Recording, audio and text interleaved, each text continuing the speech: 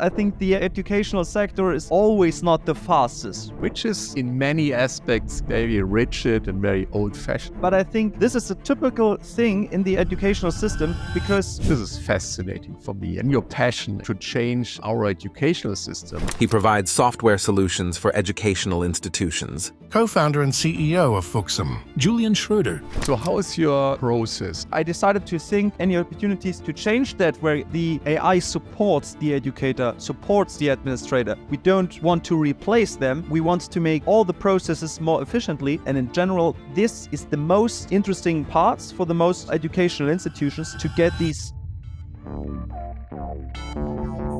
Today I'm talking to Julian Schröder, and he's the CEO and co-founder of Fuxam. And Fuxam is an ed tech.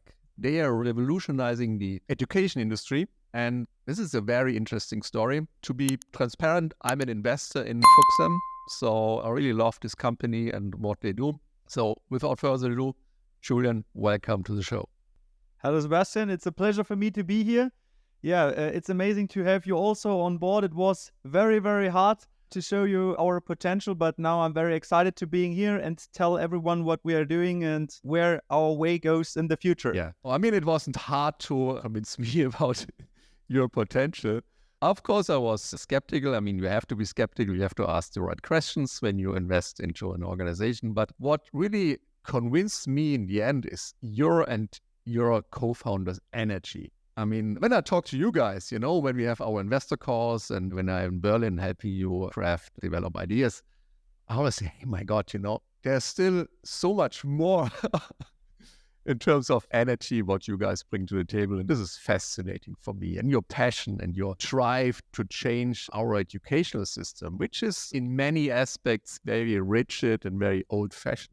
I mean, just talking about overhead projectors, these devices, you put a transparent foil on it and then it's transmitted onto a wall. I visited the university of my wife last year in Regensburg, and they still had those old style equipment standing around. And I just thought, oh my God, I'm back to the past. Yeah. What are you doing with Fuxam? Maybe a funny story about those overhead projectors. Because I always, in my LinkedIn post, I also mentioned those overhead projectors. And I got an email last week where a woman from a university also tells me, oh my God, do you have a personal problem with those overhead projectors, or what is there going on? Because I'm always speaking about those overhead projectors. But I think this is a typical thing in the educational system because or maybe to come back to the main story, because I've sat in our university and asked myself, why do we write exams with pen and paper? So in this old style. So because I'm doing everything online, I'm posted my posts online, I communicate mostly online via WhatsApp, Instagram, etc. Yeah, my mostly life is online. So why I go after I also learn the whole semester digital, why I go then back to the university and write my exam with pen and paper? It's like I'm training for a bicycle competition and in the end I'm running. So it felt 100% like that because I came back and I'm doing something what I never do. So I write with pen and paper, and it's for some people very good, but exactly in my case it wasn't that good. So yeah, I decided to think, do you have any opportunities? We have any opportunities to change that, for example, to say, okay, we got a platform, a digital platform where we can create, where we can write, and we can correct exams in any way. And so I asked myself if it could be possible that I can create such a platform, and what do I need for this to get there in a creative process. And I started then to talk with my current co-founder, Oliver, in a very interesting evening at a party of my university people. I pitched him my idea to only this component in the examination process. And yeah, we started the idea together also with Leo. It's our third in the row, and he's responsible for all the development things. And so Oliver, Leo, and I, we started together with this exam thing. And yeah, now it's a lot of more. So we saw then directly also the problems about the learning management system, the administration system, and we get there to now our all-in-one solution. This is what we are currently doing. So we have three big components: the administration part of the educational institution, not only now a university, also many more institutions. So these administration parts, the learning management part, and the examination parts, and everything around that. Also, for example, the cloud system, the communication part, and this is everything what we are doing now and current, and we have worked on the last 2 years. This sounds very interesting, and it sounds like a very big project. I went to an AI conference this week, and it was a very interesting presentation from a Finnish education company. They basically revolutionized the education in corporates, learning. I mean, when you work in a corporate, they have these learning programs where they, for example, force you to run through some quizzes or watch some videos. So you watch the videos, you do the quizzes, and then you get a tick. Then you are certified in data protection, for example, within your organization. And the company basically fulfilled responsibility to train you. You did a course, but half an hour later, you forgot everything. And this is the current process in corporates, and they are revolutionizing this process with a different aspect. And they had a slide which was really interesting because it showed the transformation in education. They said in the past, we had recall, so learning something and then recalling the information. Then you had sort of research. You research something on Google. You learn by researching. And as a society, we basically going towards kind of a collaborative learning where we have a conversation, for example, with a chatbot and learn from this conversation. I found this slide very interesting, but it sort of really told me, hey, I mean, we in our education system, we are still in the recalling phase. So we learning, I mean, when I look at what my kids learn in school, they learn a lot of content which they have to recall during an exam. And in universities, I believe it's still similar, it really fits to the overhead projectors that we learning to recall, we learning to repeat. And I think one of your vision is also changing the way we learn with your product. You're supporting a new learning process. Not only the examination process, but also the education process. So you have a lot of AI technology built into your product. You have a lot of different learning methods. So maybe you can share a little bit, what's the difference in using Fuxam as an education and learning platform comparison to how it's done in universities at the moment? First of all, it's a very interesting aspect because it's mostly so true. You have, on the one hand, the classic ones who still making a frontal educational style. If you're an educator, you're just at the whiteboard, for example, and you're just giving input to your students and you doesn't get a real response. Or it could be that some of them are far behind and some of them are not interested because they know everything. And so we have the problem with to say, okay, at which stand we are currently with our students and how are the things we are come through this process and how we can create this process much better.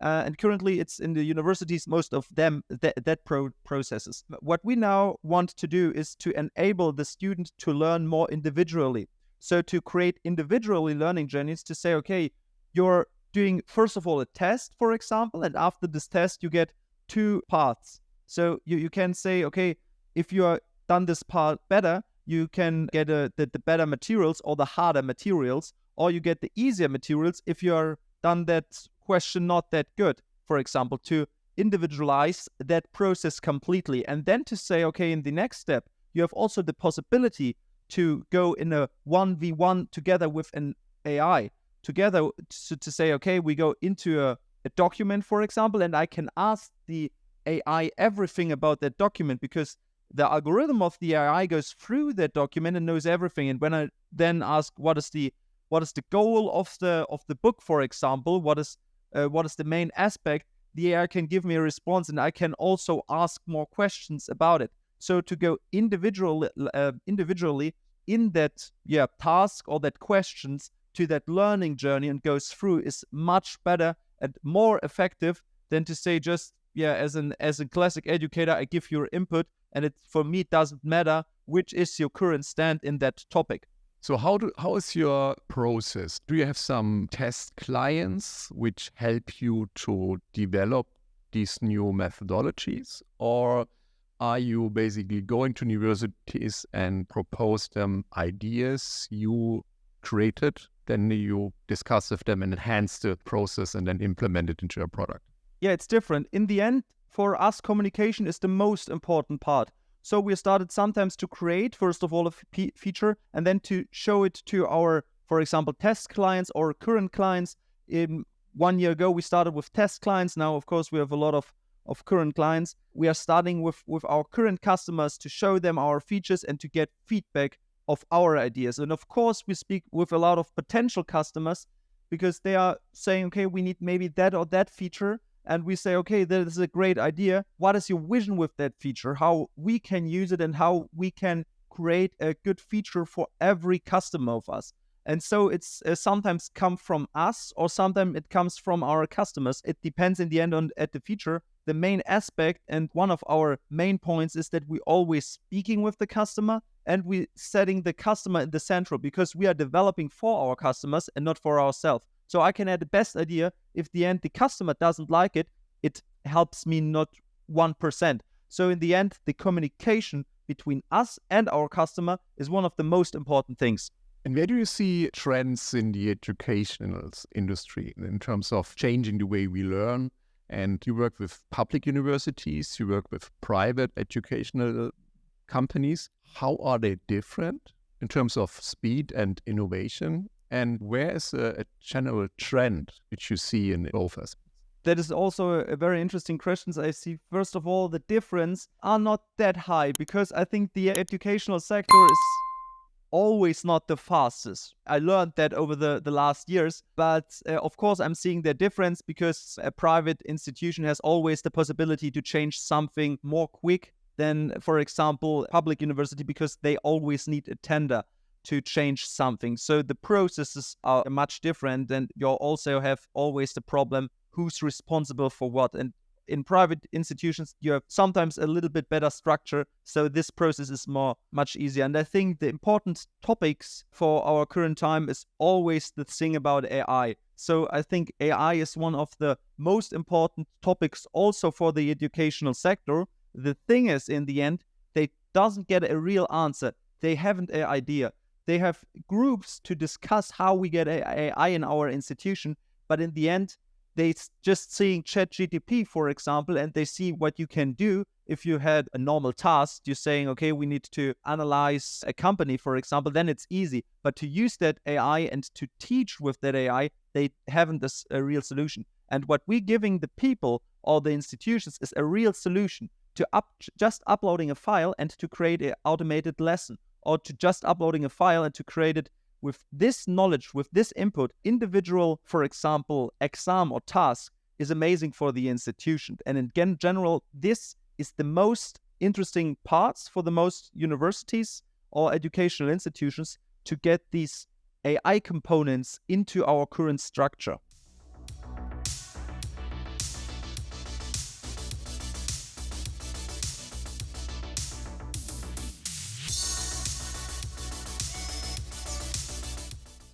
Okay, we learned that you create individual learning paths for the students, which are based on their experience, based on their current state, and you enhance the whole educational process with artificial intelligence. Yes, exactly. Adding AI to the platform, using probably AI also for knowledge management, the amount of knowledge, and this is fascinating for me when I work with AI and I work with bots, We have so much knowledge available, but distilling the knowledge and really drilling down on certain aspects, there AI can do a fantastic job, And when you take the knowledge for a certain subject in university and feed this knowledge into this AI, then you can generate all kinds of new training materials, questions, looking at this knowledge from different aspects. And I think there's the power of AI. And when you use this in the educational space, then this is a real game changer. Yeah, 100%. And there's also a very interesting aspect because in our software, the AI supports the educator, supports the administrator. We don't want to replace them. We want to make all the processes more efficiently. So this is the way we need to go. And to use the AI, because of course some aspects can get replaced, but in the end it needs to be more supportive. And this is also the way we are chosen. And I think this is also the aspects where the educational institution wants to go, to move forward in those supportive things. You founded Fuxam over 2 years ago. In these 2 years, you did a tremendous job. I mean, from starting with an idea, discussing these ideas with your co-founders, and now you are established player. You just finished the second investment round. You're preparing the next one. You are taking on a lot of clients at the moment. I know that your calendar is very full. It took us a while to find this spot where we could have this interview. Tell us a little bit about your journey as an entrepreneur, and what is your learning from, or your biggest learning from these 2 amazing years?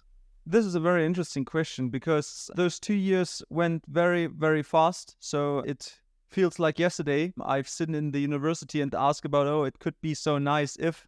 So those kind of situations where every good idea starts from, because all of us have so good ideas at sometimes, but we never thought what happened if we say, okay, I will solve that problem. And those 2 years was very intensive. I remember I spoke with Leo and Oliver in a restaurant. We met Leo in a restaurant, Oliver and I, and we pitched him the idea. And he told us 2 days later, okay, I'm in, let's go. And 1 month later, we founded our company. This was a decision for us to say, okay, we will go in a real company. We got money from our family and friends and say, okay, when we do it 100%. I think this is also not the biggest learning, because I know that already before, but I think the thing is, to commit yourself 100% to a thing is a very, very important success indicator, because we also had very, very highs, and after very high, it comes sometimes a very big low. And so we also had those lows. For example, in our first finance round, we are starting to find a venture capitalist. And Leo and I, we walked through the whole city, and we are ringed at every door and tried to find an investor. And we ringed at a VC, and sometimes the people also answers us. And he told us, for example, one of them told us, guys, what are you doing? Are you thinking we're sitting here the whole day and waiting if the startups are ringing, or go home, do your job, write us an email? And so the lows it was very hard sometimes. And then some of us also got private problems, and we all know those problems. And I remember that moment that I'm sitting there with one of our current investors, and he say, okay, guys, let's do it. I'm ready. We can start. And we got our first investor, and all of us, or mainly also Leo and Oliver, it was a very hard summer for us. And we sit then in a video call, and I told to them, hey guys, it's now the moment. We have the opportunity. We can change now the world with our idea, because we got a first investor. I have great conversations also with Sebastian Schieke. What a nice guy. And we have now the final opportunity to catch our dream. From this moment on, we gave 100% to that journey. And we raised in our first round over 330,000 euros, and our second one, 1 year later, last November, over 500,000. And I think the biggest learning was to give every day 100%. And it should not matter if you're feeling bad or feeling good. So it's in the end, the biggest vision or the biggest goal you need to catch, and you have to stay in focus. And you have 100 downs a day, but there's always 1 week where you're saying, for this week, I made all of this for this moment. And if you're always repeating that, and you have good co-founders like myself, and we can push each other, it goes always forward. And I think a good team and always the believing in those 110% every day are the most important things I've learned in the last 2 years. You know what? Your story reminds me of the story of Colonel Sanders, the founder of the KFC. Yeah, you know the story? Yeah, I know. It took a while, I would say. I think over 1,000 visits he had to make to introduce his recipe, and until he succeeded. He slept in his car, he was traveling around the US, and you guys knocking on VC stores. I mean, it's an amazing story. Imagine you can tell the story in a couple of years. But also raising over 500,000 euros in 2023 at a time where investment capital is very tight, where many companies are going out of business because they can't raise money. This really shows, first of all, the idea is exceptional, that investors believe in you guys, as individuals. Because no investor would give money into an organization where he doesn't believe that the founders are a strong team and they are able to really make this a success. So really congratulations for that achievement. And I know entrepreneurship is always a roller coaster. You have ups, you have downs, and often you have more downs, or you perceive you have more downs than ups. But this is why it's even more important to also celebrate small wins, to celebrate a nice conversation, to celebrate a nice podcast you have, which could really help you get over the lows, which are inevitable. I mean, we all have them, and especially when you really try to change a system which is in place for decades, it's part of the game. Yes, 100%. What is your future outlook? I mean, where are you developing Fuxam to be? You mentioned on your website you have operating system of education. What do you mean by operating system of education? Yeah, it's all about the all-in-one thing. So you have the possibility from the first contact with the students to the final examination or the certificate, to do everything inside those two things. So the student comes in our institution, it gets structured by a digital structure of the university, to planning the semesters, to planning all the courses, to have all those planning and resource things. You have the opportunity to use our CRM. You have all the opportunities about those learning management things, to the community management things, and all these aspects till the final examination process, from the creating, writing, and correcting part. So we have all those components, and our current market focus is mainly the private universities and the further educational institutions like academy or something like that. So this is our current focus, and in the future we want to develop many more markets. So for example, we will starting in the end of the year to look also, or trying to winning the first tenders here in Germany, or also the DACH region. So this is the first step to go in that direction. But we also are currently in very interesting project with different schools. So also there we got a very interesting market that's still open for us, because we have created a software that is so flexible to use all of that markets, and to then say, okay, maybe in 2 or 3 years, we are also developing the corporate learning market. That sounds for the Finnish corporate, you've told me, not that great, because we will also trying to go in that market. Go and get them. Yeah. But we have there many opportunities, not only on the region. First of all, here in the DACH region, then in Europe, and after that worldwide. So we have already customers in Asia and in South America. But in the end, it's mainly those aspects to say, okay, we have many potentials with our all-in-one solution, and we can go in every direction. And that is also the thing we are seeing ourselves, to say, okay, till 2030, we want to be one of the biggest player worldwide in the educational market, and use our operating system to enable all institutions to have the best management, learning experience, and all of those processes. If I listen to that, I would love to be back in university. I would love to experience what you create. I would love to be part of this. I mean, I'm part of this evolution from the investment and supporting side, but when I listen to your vision, I would really love to be part as a student, to experience this amazing change, especially when seeing how things have been done in the past. Julian, I can only wish you best of luck. I hope that Fuxam really creates a dent in the universe of education. It also has a ripple effect on other areas of the society and of our country. And because, there are many areas which need such a visionary person like you. Thank you so much for your time today. Thank you so much. It was a pleasure for me to be here. And we will give 110% every day. And after we revolutionize the educational market, there are a lot more work to do, so I'm looking forward to the next adventure maybe then, but first of all, we have enough work to do in the educational market. Thank you so much. Thank you. Thank you for tuning into the High Performance CEO Show. I'm your host, Sebastian Schieke, and it's been a pleasure serving you. Please subscribe to our show on your favorite platform and leave us a review. Your support helps us reach more listeners and create a bigger impact. Check out our website sebastianschieke.com for additional resources. Until next time, be bold, be exceptional, be outstanding, be a leader.